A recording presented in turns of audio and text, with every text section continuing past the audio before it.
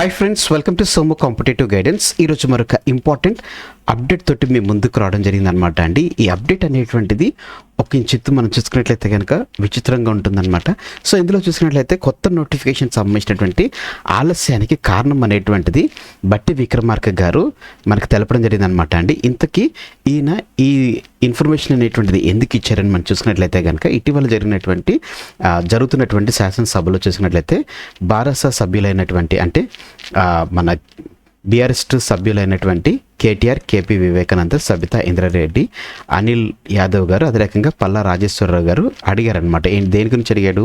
ఉద్యోగ నోటిఫికేషన్ల పైన శాసనసభలో వీరు అడిగారనమాట. వీరు అడిగింది ఏంటంటే నోటిఫికేషన్లు ఎందుకు ఇవ్వటం లేదు, దీనికి సంబంధించినటువంటి రీజన్ అనేటువంటిది చెప్పాలని చెప్పి తెలిపితే దీనికి లిఖితపూర్వకంగా బట్టి విక్రమార్క గారు సమాధానం తెలిపారనమాట. ఇందులో చూసుకున్నట్లయితే దాదాపుగా 50,000 ఖాళీలు అనేటువంటిది వారు పూర్తి చేసినట్లుగా, ఇది కూడా చూసుకున్నట్లయితే కనుక గత బీఆర్ఎస్ గవర్నమెంట్ ఇచ్చినటువంటి వాటిని వీరు పూర్తి చేసినట్లుగా తెలపడం జరిగింది. అలాగనే మరో 16,978 ఉద్యోగాలు అనేటువంటిది కాంగ్రెస్ గవర్నమెంట్ వచ్చిన తర్వాత వీరు ఇచ్చామని చెప్పేసి తెలపడం జరిగింది అనమాట అండి. సో టోటల్గా మనం చూసుకున్నట్లయితే కనుక వీరు మొత్తంగాను 67,763 ఉద్యోగాలు అనేటువంటిది వీరు ప్రస్తుతానికి ఇచ్చామని చెప్పేసి బట్టి విక్రమార్క గారు వెల్లడించడం జరిగిందనమాట అండి. అయితే ఇప్పుడున్నటువంటి జాబ్ క్యాలెండర్ కానీ అలాగనే ఇంకా రిలీజ్ చేయాల్సినటువంటి ఏవైతే ఉద్యోగాలు ఏవైతే ఉన్నాయో అది ఇంకెందుకు రిలీజ్ చేయలేదు, 1 lakh జాబ్స్ అనేటువంటిది ఎవ్రీ ఇయర్ ఇస్తామని అన్నారు.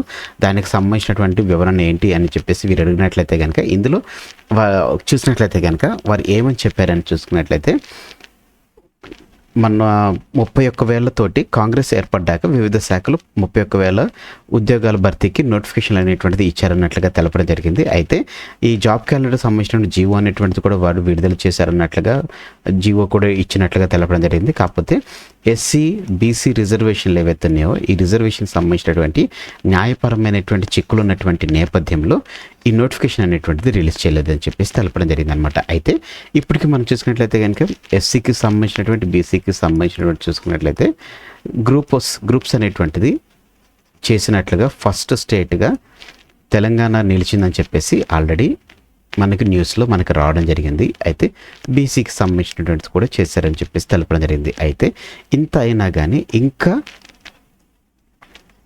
జాబ్ క్యాలెండర్ కానీ లేకపోతే నోటిఫికేషన్ కానీ ఎందుకు ఇవ్వట్లేదు అని అడిగినటువంటి క్వశ్చన్కి మాత్రం సమాధానం అనేటువంటిది లేదనమాట అండి. సో ఇంకా చూసుకున్నట్లయితే కనుక రాబోయే దినాల్లో నోటిఫికేషన్ ఇస్తారేమో చూడాలి.